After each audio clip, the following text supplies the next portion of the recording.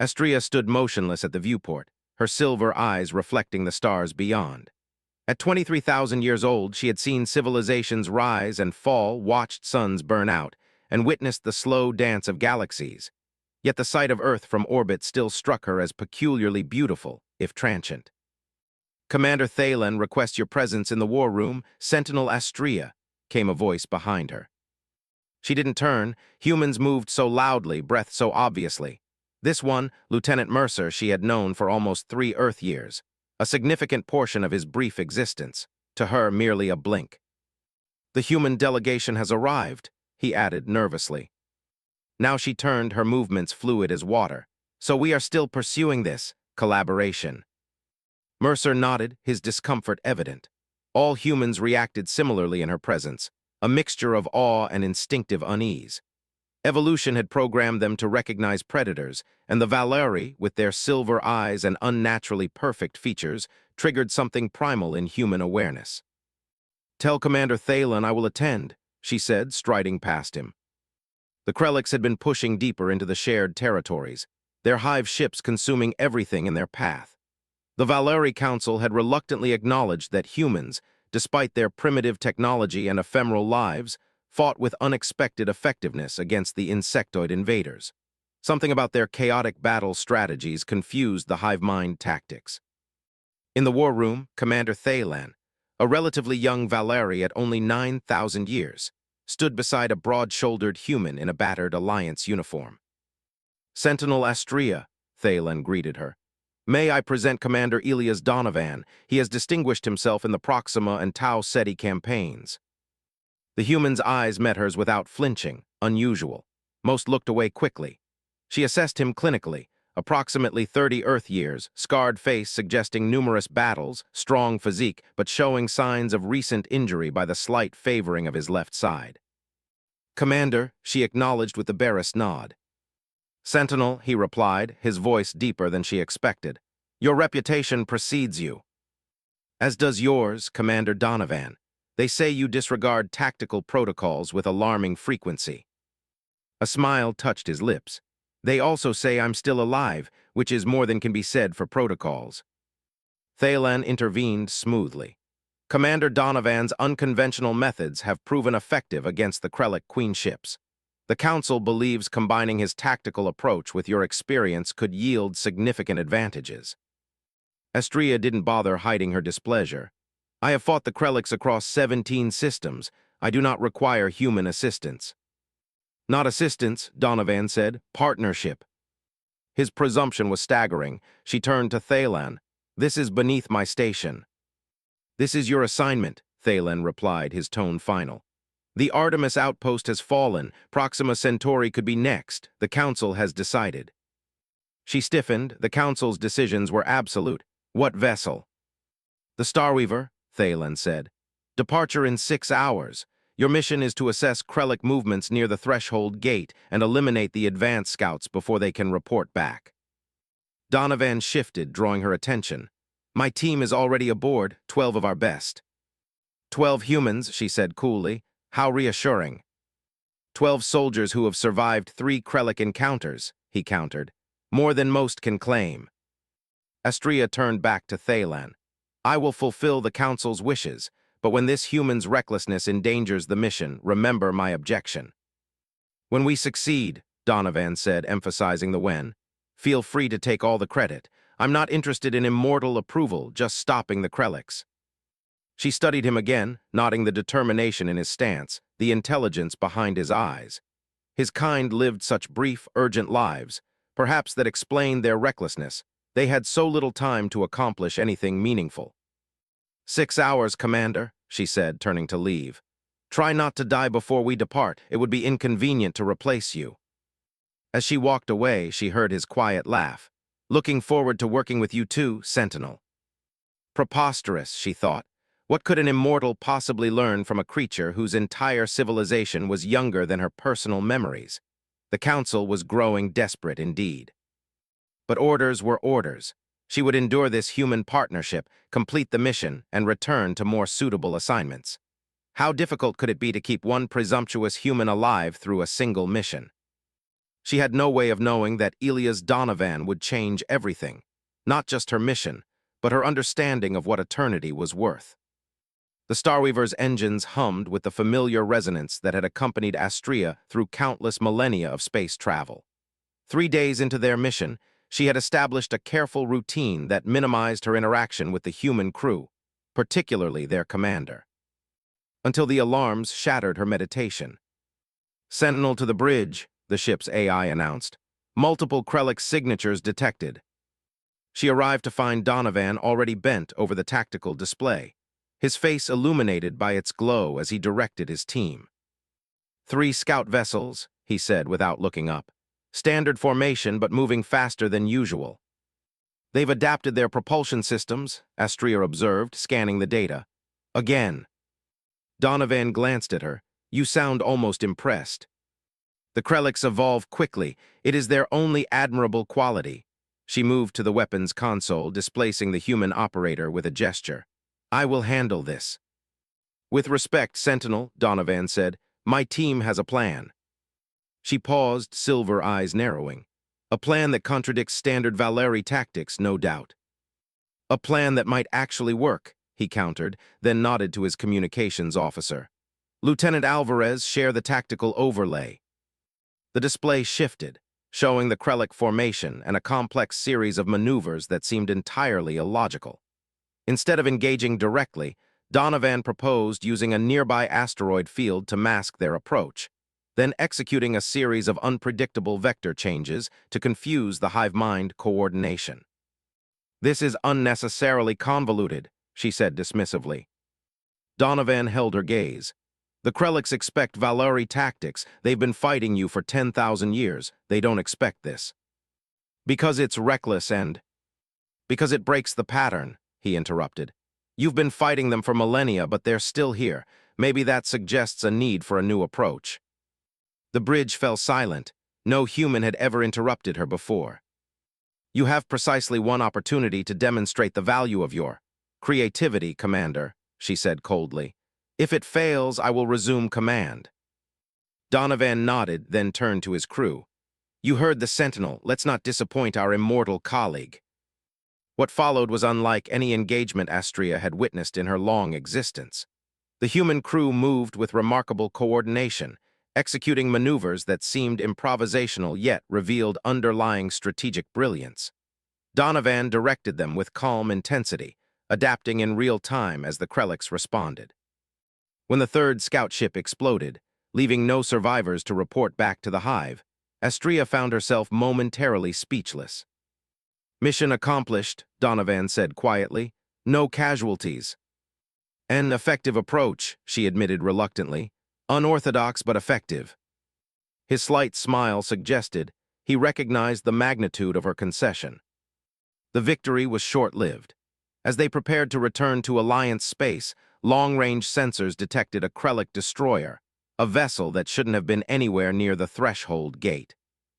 "They're changing their patrol patterns," Donovan muttered, studying the incoming data. "They know we're here." "Impossible," Astrea countered. "The scouts were eliminated before they could transmit." "Unless there's another way they're communicating." His expression darkened. "We need to investigate that destroyer if they've developed a new communication method." "That would exceed our mission parameters," she interrupted. "Our mission is to stop the Krellicks from learning about our defenses," he argued. "If they already know we're watching the threshold." The Council's directives were specific. Donovan stepped closer, lowering his voice. "With respect, Sentinel, sometimes the situation on the ground changes. Effective warriors adapt. That human impulsivity is precisely why your kind rarely survives its first interstellar century," she said coldly. "And that immortal rigidity is why the Krellicks are still a threat after 10,000 years of your perfect tactics," he shot back. The tension between them crackled like static electricity. Then, unexpectedly, Donovan softened. "Look," he said, "I've lost too many people to these bugs. If there's even a chance we could learn something critical, something that saves lives, isn't that worth the risk?" Something in his expression, a depth of feeling, of conviction, gave her pause. For beings with such transient lives, humans invested remarkable emotion in their causes.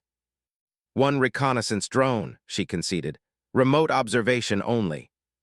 The drone revealed a Krellic modification more alarming than any Astrea had seen in millennia.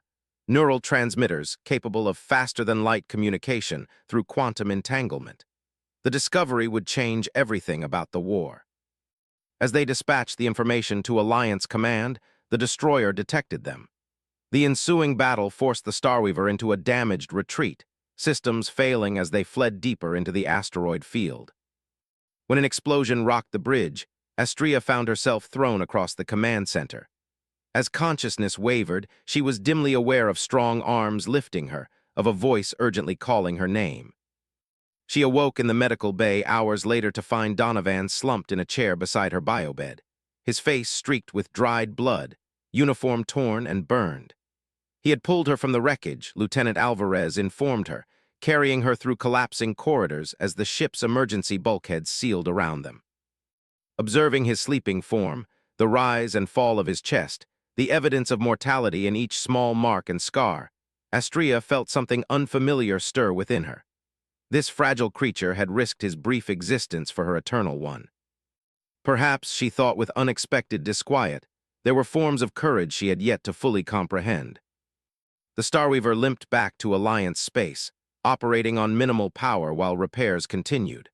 With communications damaged and the quantum relay offline, the ship became an isolated world drifting through darkness, and in this unexpected solitude, barriers began to crumble. Astrea found Donovan Elias, as she had begun to think of him, in the observation lounge staring at the distant stars. The ship's reduced power left the space dimly lit, casting his profile in shadow. "The engineer estimates 3 more days until communications are restored," she said, moving to stand beside him. "We've lasted this long," he replied, his voice carrying the weariness of the past 2 weeks. "We'll make it." She studied him with new interest. During their return journey, she had observed his leadership more carefully, the way he checked on injured crew members daily, how he worked alongside repair teams despite his own injuries, his ability to maintain morale when fear threatened to take hold. "You surprise me, Commander Donovan."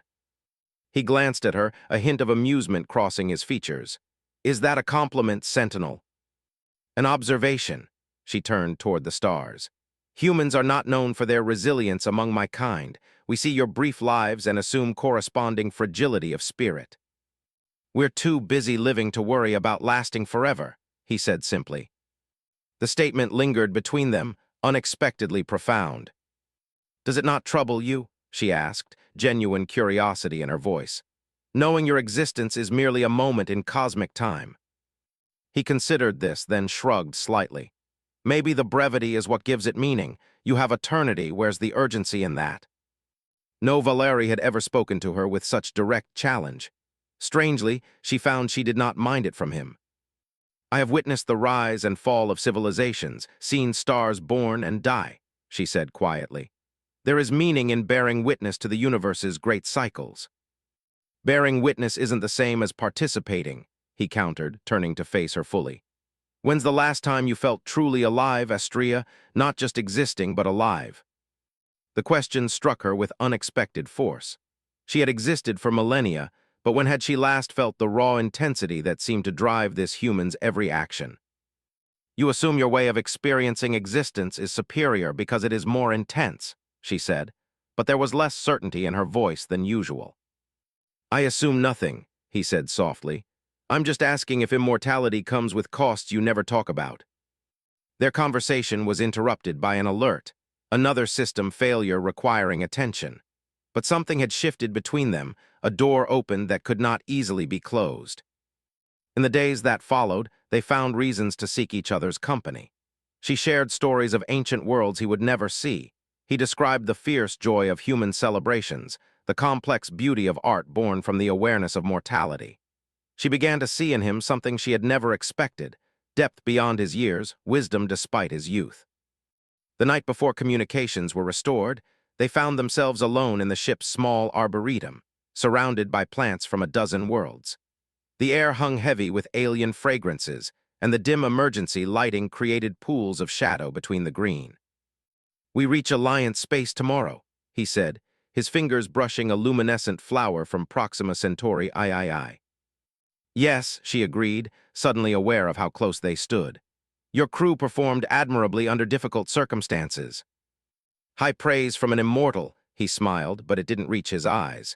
Will you be reassigned once we return? The Council will determine my next mission, she said, though the thought brought less satisfaction than it once would have.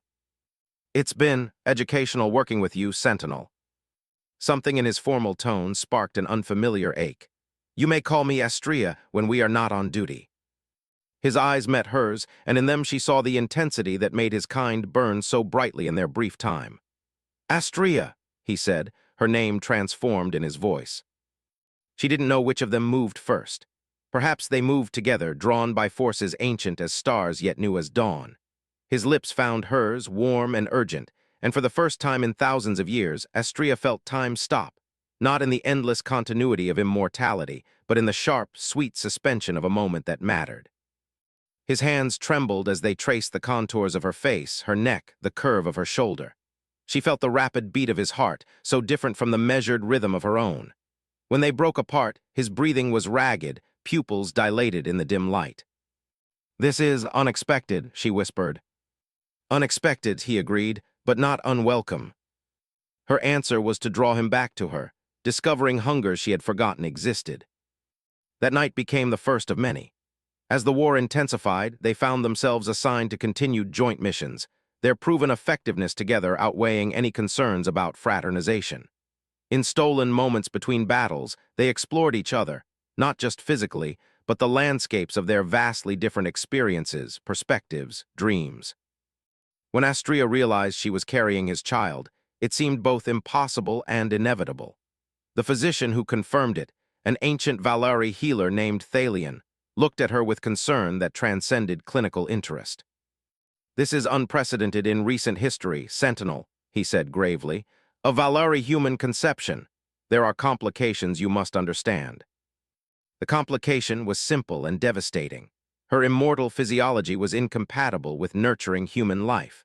To carry this child, she would need to undergo the severance, a ritual last performed 5,000 years ago when another Valari had chosen to relinquish immortality for love of a mortal species. The child carries human genetic material, Thalion explained. Your immortal essence will reject it unless you become compatible. Mortal, she said, the word strange on her tongue. Yes, he confirmed. The process is irreversible. No Valari has chosen this path in my lifetime. When she told Elias, his reaction was not what she expected. Instead of joy, his face showed anguish. I can't let you do this, he said, packing their quarters. Eternity, Astrea, you be giving up eternity. For life, she countered, surprising herself with her certainty. A different kind of life. He knelt before her, taking her hands. You've existed for 23,000 years. I'll be gone in less than a century, and you'd throw away the rest of forever for something real, she interrupted, something that matters. The council summoned her days later. 7 ancient Valari, the youngest 12,000 years old, regarded her with expressions ranging from disapproval to pity. This infatuation will pass, Sentinel, said Elder Nemean. As all things pass for immortals, the human will age and die as is their nature. The child would bind you to grief. We forbid this severance, declared Elder Kalian. Too valuable are you to our cause, too great your experience in battle. This momentary passion does not justify such waste. Astrea stood before them, back straight, eyes forward. With respect, elders, the severance is my right by ancient law. You may counsel against it, but you cannot forbid it. Has this human bewitched you? Asked Elder Viria, genuine confusion in her voice. What could possess you to choose death? Not death, Astrea replied. Life, real life with its urgency, its intensity, its meaning born of limitation. She left the chamber with their warnings echoing behind her. The decision was made. All that remained was to tell Elias that she had chosen him, chosen their child, chosen to trade eternity for something infinitely more precious. Through the viewport of her private quarters, Astrea watched the blue-green curve of Earth below. In 3 days, the Valari elders would arrive to witness her decision, either to proceed with the severance or to terminate the pregnancy and maintain her immortality. Though they could not stop her, Tradition demanded they be present for such a momentous choice. Behind her, the door slid open. Elias entered, his face drawn with concern that had deepened since learning the full implications of her pregnancy. "The Council has ordered my return to the front lines," he said without preamble. "Apparently I'm needed for a classified operation near the threshold gate." She turned to face him. "When?" "Tomorrow, the Valkyrie departs at 600. He moved to the viewport beside her, the Earth's reflection highlighting the new lines of worry around his eyes. "Convenient timing." "You believe they are deliberately separating us?" "I believe immortals play the long game," he said. "They're hoping I'll die out there, solving their problem for them." She placed a hand on his arm. "The Council doesn't resort to such tactics." "Don't they?" His voice hardened. 23,000 years, Astrea. You've seen how power works. Tell me truthfully that they wouldn't sacrifice one insignificant human to protect their immortal bloodlines. She couldn't. The Valeri were not cruel, but they were calculating. A human life, even one she valued, would mean little in their cosmic accounting. "I will speak with Elder Nemean," she said. "Your expertise is more valuable here, preparing for the Krellic counteroffensive." Elias turned to her, taking her hands in his. "This isn't about the mission, Astrea. This is about us, about what you're considering." "What I have decided," she corrected gently. Pain flashed across his features. "How can you be so certain? You've existed for millennia. I'm a flash in that timeline. Our child." "Our child will be the first of their kind," she said. "A bridge between our peoples, a new beginning." "At the cost of your immortality." He pulled away, running a hand through his hair in frustration. "I can't let you do that for me. I'm not worth eternity." "Perhaps," she said carefully, "eternity is not worth as much as you imagine." His head snapped up. "What?" She moved to the small wooden chest she kept beside her bed, one of the few personal items she had carried through the centuries. From it, she withdrew a simple silver disc, ancient and worn smooth with handling. "Do you know why the Valeri stopped having children?" she asked, turning the disc in her fingers. He shook his head. "We became too sure of our continuation, too secure in our immortality." She activated the disc, and a holographic image appeared, a young Valeri female with eyes the same silver as Astrea's. "This was my daughter. Her name was Elijah." Elias stared at the image, then at Astrea. "You had a child, you never said." "She was born 8,000 years ago to a father I cherished." The memory surfaced with unexpected clarity. "We lived for 3 centuries together, raising her, loving each other. When he died, a rare accident that even immortals cannot always survive, I thought the pain would destroy me." The hologram shifted, showing the same female, now older, with a determined set to her jaw that resembled Astrea's. Elijah joined the first deep space exploration corps. Her ship was lost beyond the galactic rim. Astrea's voice remained steady, but ancient grief shadowed her eyes. "Even immortals can die, Elias. We simply have more time to fear it, to avoid the connections that make death painful." She deactivated the disc, returning it to the chest. "After losing them both, I chose the warrior's path. Battle offered purpose without attachment. I have existed for thousands of years since then, but I have not truly lived." Elias was silent, absorbing this revelation. "You asked when I last felt truly alive," she continued quietly. "It was with them, with my family." She placed a hand over her abdomen where their child grew. "Now I feel it again with you." He moved to her then, gathering her into his arms. "I'm afraid," he admitted against her hair. "Afraid you'll regret this when I'm old and gray while you're still young. Afraid our child will inherit my mortality instead of your strength. Afraid you'll resent us both for what you've given up." "I've had 23,000 years to learn the difference between existing and living," she whispered. "I choose living, Elias. I choose you, both of you."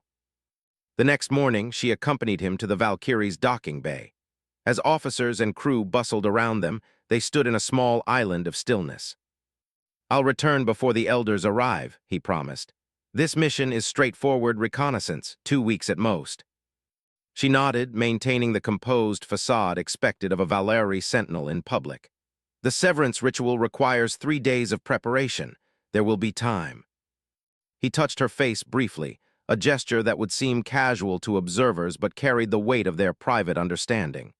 "Wait for me, Astrea. Don't make this choice until I'm back." "I've already made it," she said simply. I merely await its completion." As his ship departed, Astrea felt a strange, new fragility, not in her still immortal body, but in her heart. For the first time in millennia, she had something precious to lose, something worth more than eternity. 3 days passed, then 5. On the 8th day, with the elders scheduled to arrive within hours, the news came. The Valkyrie had been ambushed by Krellic forces. Severely damaged, it had made an emergency landing on Proxima II. Casualties were reported. Commander Donovan's status unknown. Sentinel protocol dictated she remain at her post. Council directives emphasized the importance of her presence for the elders' arrival. Logic dictated that a single human's fate, even his, should not override millennia of tradition. For the first time in her long existence, Astrea ignored them all. The stolen Valeri scout ship burned through Proxima's atmosphere, sensors locked on the Valkyrie's emergency beacon. Astrea pushed the craft beyond its design limitations, ignoring warning signals that flashed across the console. Time, once an endless resource to her, had suddenly become precious, finite.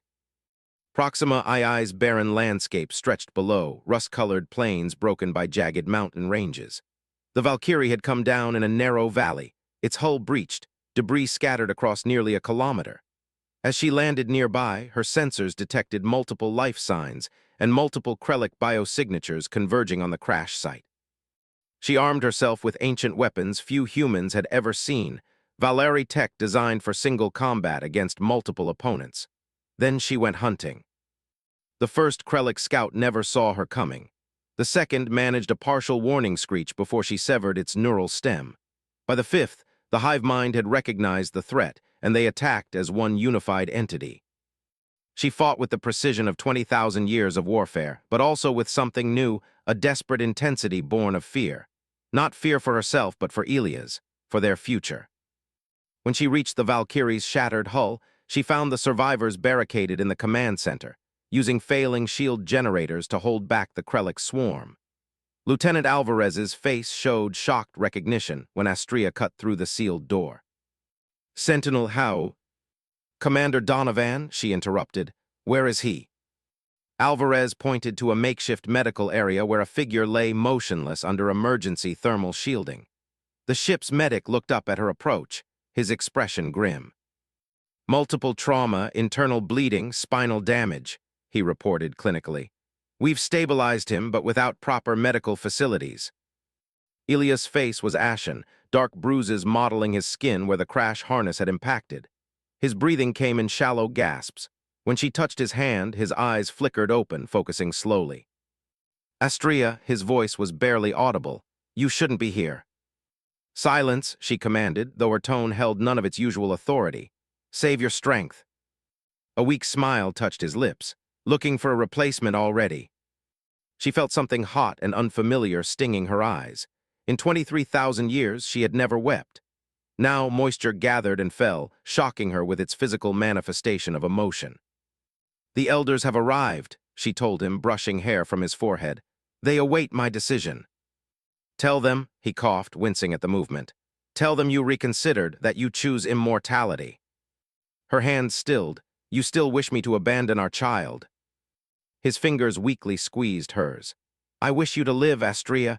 I'm not going to survive this, and our child deserves at least one parent who—" "Both parents will survive," she interrupted with fierce certainty. "I have not defied the council, stolen a scout ship, and violated 17 protocols to watch you die, Commander Donovan." Outside, the sound of Krellic screeching intensified. The survivors looked to her, recognizing that their only hope lay with this immortal warrior. "How long until Alliance reinforcements?" she asked Alvarez. 6 hours minimum. Our distress beacon was damaged." Astrea made her decision. "Prepare for immediate evacuation. My ship can accommodate your survivors." "And the Krellics?" She stood, power radiating from her still immortal form. "I will provide a distraction." What followed was the stuff of legends that would be told in Alliance barracks for generations. A single Valeri sentinel against a Krellic hunting party, moving with such speed and precision that she seemed to be everywhere at once. She created a corridor of safety through which the survivors carried their injured, including Ilias, to her waiting ship. As they broke atmosphere, Alvarez turned to her. "How did you know where to find us? The beacon was barely transmitting. Astrea, monitoring Elias' vital signs, didn't look up. "I